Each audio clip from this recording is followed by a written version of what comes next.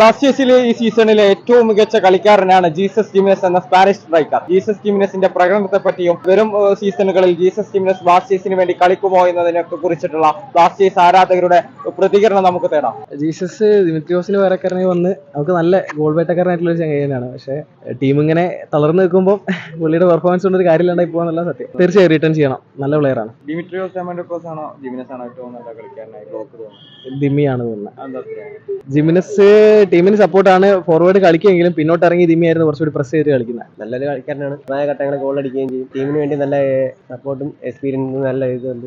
ബ്ലാസ്റ്റേഴ്സിന് വേണ്ടി കളിക്കാൻ ആഗ്രഹമുണ്ട്. നല്ല ഫോർവേഡാണ്. ദിമിത്രോസ് പോയതിന് പകരം വന്ന നല്ലൊരു മുന്നേറ്റം നേരെ തരം തന്നെയാണ്. കുഴപ്പമില്ലാതെ കളിക്കുന്നു, നല്ല രീതിയിൽ കളിക്കുന്നുണ്ട്. സെക്കൻഡ് മോസ്റ്റ് ഗോൾ സ്കോററാണ് ESL ടോപ്പ് സീസണിലെ. ഡിമിയാണോ ജിമിനസ് ആണോ നല്ല കളിക്കാരൻ?